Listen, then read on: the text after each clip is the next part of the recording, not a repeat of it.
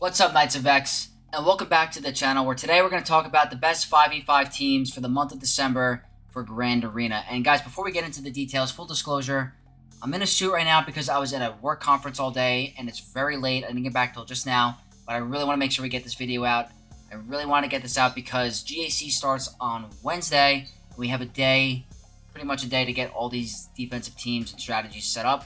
So I want to give you guys my thoughts and opinions on the upcoming season and what I think is going to be best for offense, defense, and flex. So if you guys haven't seen any of my previous videos, I like to break them up into those different categories. Teams that I set exclusively for defense, teams I set exclusively for offense, and then this flex category where, depending on what your opponent does or what you want to use in terms of your roster, certain teams in the flex category that you can use both on offense and defense. So full disclosure, this is my opinion, guys. I've come up with a couple of different teams that I think are going to be really, really annoying for your opponent.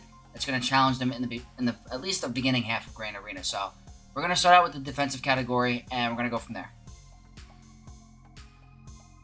Alright guys, so before we get into the defense, I just want to talk about the current map of Kyber 1. So there's not that many teams that you could set. The map is pretty small compared to 3v3. So what I like to try to do is, in the previous 3v3 format, I like to split up the teams to fully maximize their team comp. But I'm going to do a little bit of a super team kind of thing and also talk about their broken up part. But for example, with the first team I'm talking about, it's going to be the Great Mothers team, which is currently the best team in the game, 5v5, 3v3 with their Datacron. We don't have to deal with this for one more season, but I'm making this the United Sisters super team where you bring in Death Trooper Peridia and Marin. Yes, it breaks up Imperial Remnant with Enoch and the OG Night Sister team with Mother Talzin. But this team, if modded correctly, can really stop a lot of counters. There's really only one really reliable counter, and that's Kenobi. There are videos I've seen of SLKR working, but it's not super reliable, in my opinion. There are certain ways to mod these characters to prevent those counters.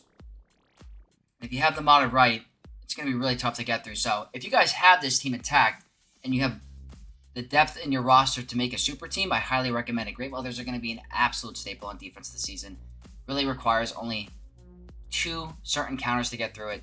Definitely have to set it. And that brings up to our next team comp, guys. And this one's going to be controversial. Straight up, I want you guys to hear me out. I'm setting Balin with Shin, Marak, Hondo, and Dengar. Now listen to this. If you guys have Balin, you're going to have that exclusive level 9, right? I'm going to theorize and make a very crazy thought and say that the Dengar level 9 is going to be better here than the Balin. And here's why. Dengar is going to constantly feed turns and do AoEs and stun if you have the level 6. And then Marak's going to assist, apply more Purge, Tenacity down. If your opponent uses JMK on your Balin, that's a win for you. You want your opponent to be able to use a certain comp that can stop them without JMK. If they use JMK, it's a win. If you set Balin and you put Dengar in that lineup with a Dengar level 9, I think you're going to get a lot more holes. That's just my opinion. If you guys want to set the Balin level 9, be my guest. But I'm going to test the Dengar level 9 and see how it does in the first week. I think it's going to throw a lot of people off.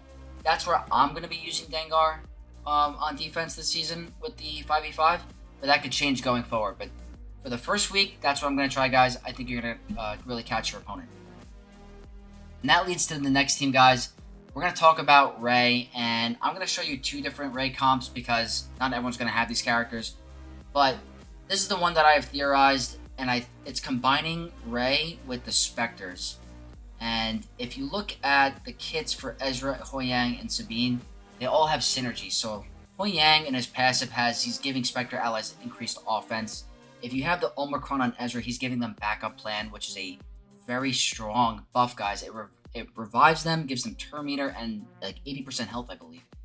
It's going to be really strong. So if you guys have a Spectre or the newer characters max, I recommend setting this team on the first week. Until we get Hera, you guys are going to want to set a separate Spectre team.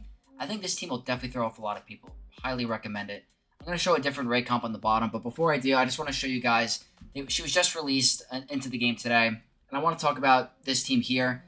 If you want to keep your Ezra on your Rey team, you can create a second team with Ahsoka Tano Fulcrum, Chopper, and Padawan Sabine, and then you can just use a regular Rey comp without them. But I do think that General Syndulla is going to be very strong, and you could split them up theoretically if you want by keeping Ezra with Rey and making this Spectre team. That's probably what I'm going to try out for that first, or at least the second week of Grand Arena. And that leads to the next guys. That's going to be Jabba. Well, before we do, I want to show you the bottom one. This is another Rey comp that you could use if you don't have the newer characters. It's Jedi Training Rey, who gets the Unaligned Force User tag, and L3 is a really strong tank that can just cleanse debuffs. It's really, really annoying and really good for Rey.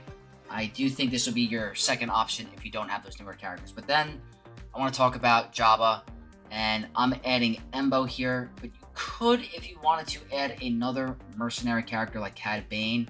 I don't know how much that's going to be worth. I don't know if that's going to stop Night Sisters or Dr. Aphra, but I do think Embo in here is going to be stronger with the mercenary level 6. Him getting a stun on a special or increased offense might make a difference in some matchups. Jabba is absolutely a staple for defense this season.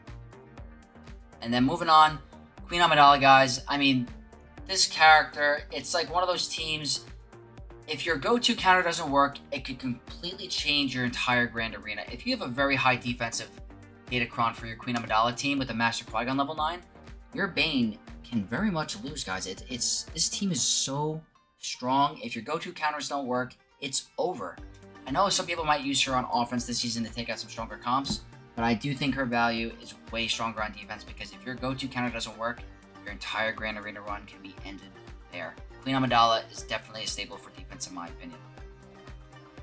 And that leads to the next matchup, guys, and normally when I created the 5v5 list, I wanted to split up a team where I could create a Saul Rebel Fighter team and a Mon Mothma team with Pow. But with the way things are going, I don't think Mon Mothma is going to have much of a use this season. I would normally use her against Rey. But with the introduction of Ezra, Exile, that completely shuts down Mon Mothma, guys. If you have resilient defense on Ezra, and he can't be assisted on, that team is done. You can't remove stacks. It's very hard to attack out of turn, and by the time you do attack out of turn, you're just absolutely screwed. So I do think that getting rid of a Mon Mothma team and making a combined Saw team is going to be really good. I'm putting Saw with Luthen, Kyle Katarn, True Imwe, and Baze Malbus. You can sometimes, if you want to stop Imperial Remnant, it's not a super high success rate. It could prevent it a little bit. Throw in Cara Dune instead of Baze, and she can completely stun a Empire team. But that's only if you want to stop certain counters. I think my go-to for now is going to be this lineup, but there are different variations that you should look out for. Saw is a definite staple on defense. Then we're moving on to Resistance, guys. Resistance is always those teams where if they get their turn meter train going, they're going to be very strong. It does require certain counters. If you really underestimate it, you're going to really regret it because you don't want to underestimate a Finn team, and definitely don't preload it. Absolutely do not preload it. It's going to end your run right there. Definitely one of those teams you do not want to mess with. I think they're going to be really strong on defense as well. And that leads us to these next two teams, guys. Now, there's different options with this because most people use JML against Keller and Beck or Qui-Gon. And if you use JML, it shuts down the Qui-Gon leadership, Omicron. So I'm showing you both different options. One where you have Keller and Beck lead, and one with Omicron, Qui-Gon, Jin lead. I think both are going to be very strong. If they bring in JML, they're most likely both going to go down, but the Keller and Beck lead at least isn't canceled. But both teams are going to be strong. I give you guys both options to set. I think those are going to be your two strongest Keller and Beck teams or Qui-Gon teams for defense. And then that leaves us to Trench, guys. And Trench is going to be annoying because Django is a mercenary. And if you have the offense to defense with a lot of crit damage, Django is going to be one-shotting people, guys. Like, really strong. And then sometimes if you have that stun on a special, Django has two special abilities and he gets an extra stun. That can make a difference in some matchups. Definitely can't be Wampa soloed if he has that irresistible stun. So keep an eye out for this team. If they have the Mercenary level 6, do not underestimate it. I think Trench is going to be very annoying on defense. And then the next one, guys, is Tuskens. I know Tuskens are probably stronger in 3v3, but I gotta emphasize, they're still a strong team that requires certain counters. If you want to throw in this in the back or try to put it in the front where your opponent has to use like a certain team comp that they don't want to use a too expensive team, but then they try to underestimate it and then they lose. Tuskens are very annoying. I I see them way more valuable on defense than offense because they can throw off your opponent. I'll be using them on defense. And then the last team, guys, is the Shorty Droids with Lobot, and I'm adding Grievous in there as a damage dealer. With the Shorty level 9, this could definitely steal some banners. I don't know if Bad Batch can get through it still. We're going to have to really test out and see. But I think with the Terminator boost from BB-8 and the Grievous damage, if you have it modded for crit damage and you have a crit damage Datacron, you could probably one-shot some characters. I think it's going to be really strong. Definitely recommending them for defense. And that's going to conclude the defensive teams, guys. We're going to move on to offense and see what we're going to do from there. Moving on to offense, guys, I have to start out with the best non-Galactic Legend character in the game. Bane, there's no even reason to need to explain it. Bane is going to be 100% a staple going forward for offense. You have two options. You have your Assassin and your Sith Empire Trooper. I like using Sith Empire Trooper against the Queen Amidala teams, but Sith Assassin can be pretty useful against other teams like possibly Inquisitors or maybe beating Alea. You have to see if it's going to work this season, but no matter what, Bane, offense, always, until they change his kit or in case the rule of 2 can be applied on defense, Bane will always be on offense for the foreseeable future. So, got to be the first on the list. Then that leaves to the second one, guys, and I'm going to put Lord Vader on offense. Unfortunately, with the release of Bo-Katan Mandalore, Lord Vader's viability on defense is really just not there. He was already being beaten by some pretty non-legendary characters, Marquis, Fennec. Datacrons do help him, but to put your Lord Vader on defense just to get a 65 banner win from a bow, I don't find that very valuable for a Galactic Legend. So Lord Vader, for me, will be used on offense, and I'm going to be using him specifically to be taking out Jabba's, especially since we have a potency Datacron with the new set. Landing that buff immunity in the beginning wins you that matchup, and going to be pretty strong. I think that'll be my go-to for Lord Vader on offense, and I recommend if you guys are in Kyber 1, you put him on offense as well. And that leaves to the second team, guys, SLKR, Kylo, my favorite character in the game. I think he is more useful on offense because he can take out a number of very strong teams that I know it's not the greatest with banner recovery. Wait till Darkseid Ray comes out, he'll be probably on defense. But in terms of now, Kylo on offense is so valuable. There's a certain team comp with Leia if you add armor in the Brood Alpha where he can take out a Leia, but this is your typical First Order team. Get that bonus turn from Hux, another bonus turn from First Order Officer. He can really melt some characters. I think Kylo's going to be very good on offense this season. That's where I'm going to use him. And that leaves to the next guys. That's JML, and I do think JML is way better on offense because you can control his passive ability with who you want to call to assist. Works really well with Cal Kestis with the bonus ability and passing turns and all that. JML can take out a lot. Going to be taking out Lord Vader's, possibly Leia's. Very strong team. I do think their value is way better on offense than defense. They're very easily countered on defense. I would put them on offense, guys. Next up, Sith Eternal, another guy that I think is way better on offense because he has great solo potential. You can get some cool cheeses going with Old Daka and Zombie, where you link people that can't crit you, you recover some banners, you can annihilate their team. Gotta be careful with who you link in certain matchups. I've learned that the hard way, where you can time out. But Sith Eternal is a strong character, has a lot of counters on defense. I would recommend using him on offense. And that leads to the next team, and that's a Starkiller team. And I'm going to keep the Starkiller team intact for 5v5. I'm sure there's going to be some crazy combos where if you have his Datacron at level 9, he can do a lot of cool things with breaking up teams, like making it maybe a Savage lead, or possibly using him with Maul, where Maul uses all those frenzy stacks and he assists 5 times. I'm sure there's going to be crazy comps like that, but I personally don't want to break up 5 or 3 teams like that. I'm okay with breaking up 2 teams. Breaking up more than 3 or 4 is just not really my thing. So I'm going to keep the regular Starkiller team intact. I think he's going to be taking out a lot, and I recommend that you guys use him like that as well. And the last team I set for a offensive staple, that's going to be Dr. Aphra. I like adding in Darth Vader for that extra AoE damage and the dots and the big culling blade. Aphra is just a better character on offense. I hope that I find better use for her in 5v5 than 3v3. She does have the Omicron that helps. She's been pretty disappointing lately, but but I'm sure we're going to find out some teams that we could take them out with Afra. And that's going to conclude the offensive list, guys. We're going to move on to the flex, and that's the biggest one. See you there. Alright guys, so starting out the 5v5 flex list, I'm throwing in Leia, guys, and this is going to be the Leia comp. I'm putting in Pow. I'm breaking up that Mon Mothma team. I think that Pow level 9 with Leia is a sick combo. Adding in Rex makes it even more annoying with those dazes and the stuns and the passive healing. This team's going to be a absolute pita. I'm definitely going to be trying it on defense my first time around. I think it's a good split for the team. And if you are running POW, I recommend adding a tank Datacron for the level 3 because Leia is the only tank on the team, so she's going to be automatically reviving over anyone else. If you throw an old Ben in there, you kill him, he revives, then you kill Leia, she doesn't revive.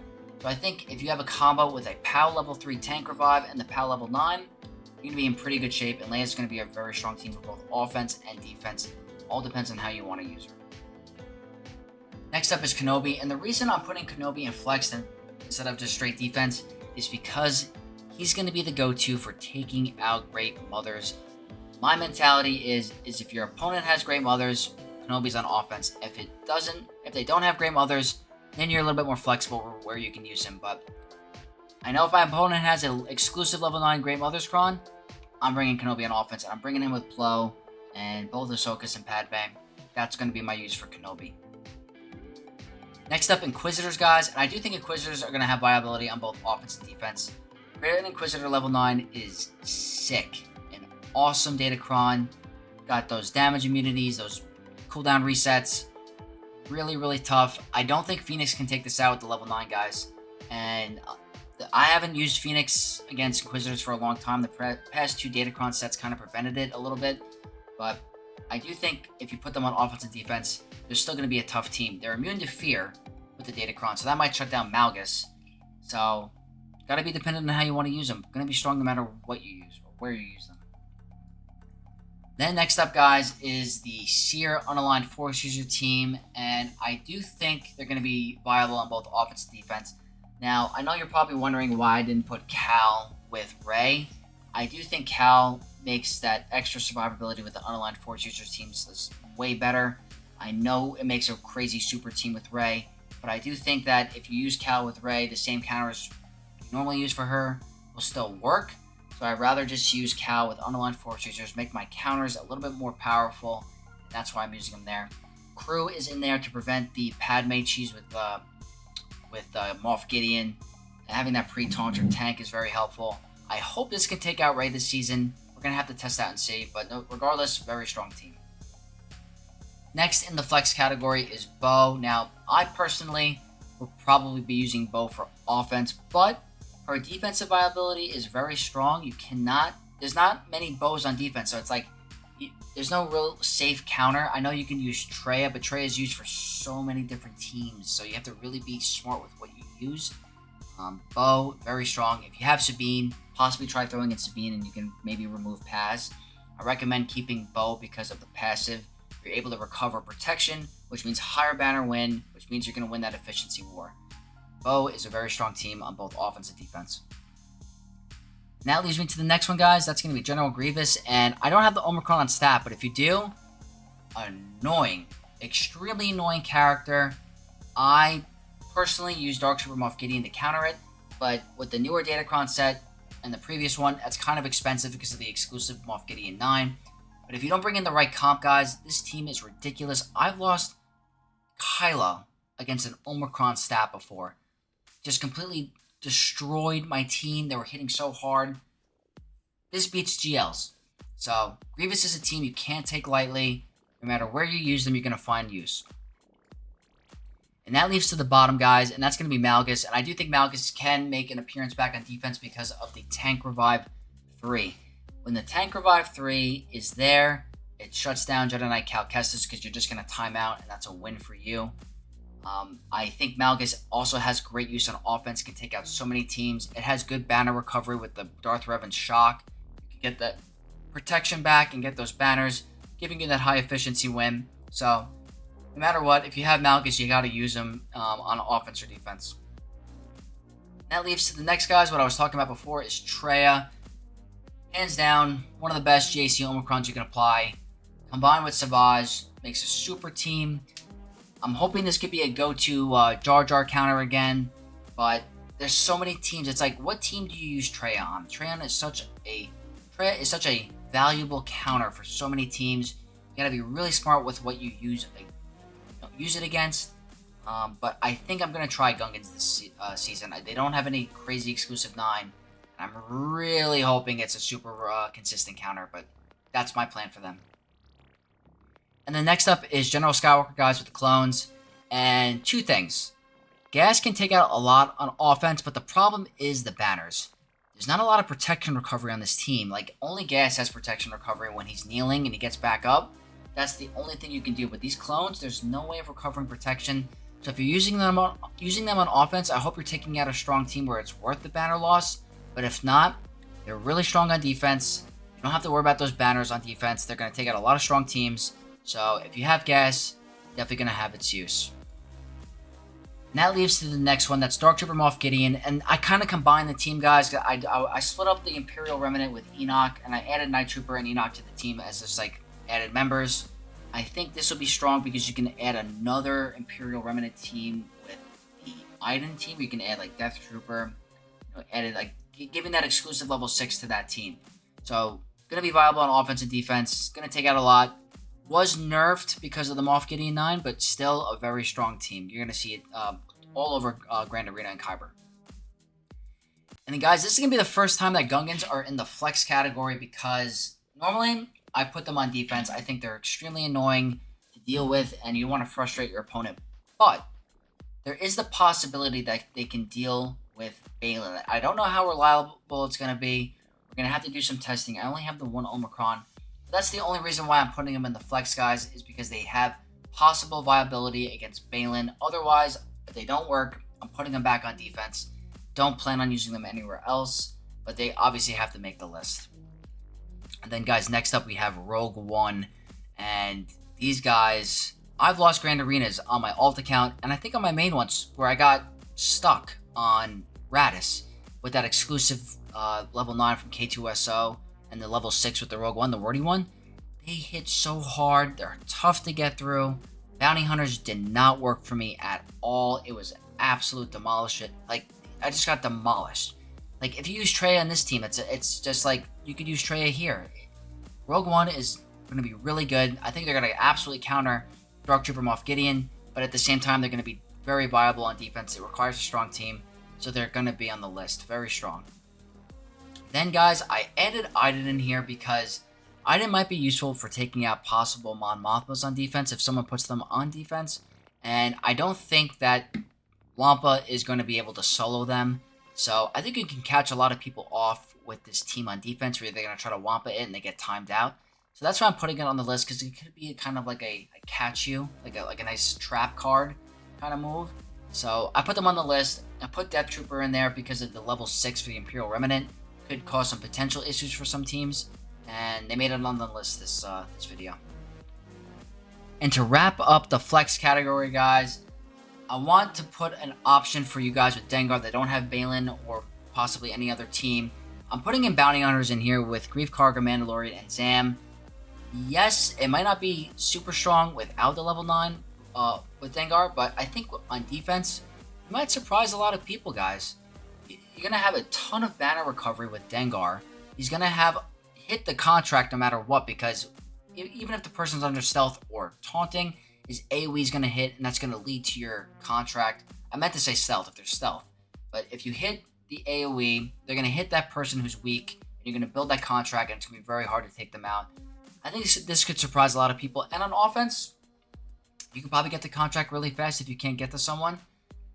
I think it's going to be a strong team, guys. I really do. You got 2 mercenaries on there. Or I don't know if Bosca's a mercenary, but I think Zam is. So this is going to wrap up the video, guys. I hope this helps. This is going to be my preliminary thoughts on the 5v5 season. I'm very curious to hear what you guys think. What teams are you going to use? What teams do you agree with? What teams do you not agree with? Leave all your thoughts in the comment section below. And I'm excited for the 5v5 season. 3v3 was pretty rough. We got a lot to play with, and I can't wait to try it out and show you guys. So if you guys did enjoy this video, don't forget to leave a like, comment your thoughts down below. And if you're not already, subscribe to the channel to become a Knight of X, and I'll see you guys in the first round of Grand Arena. May the Force be with you all.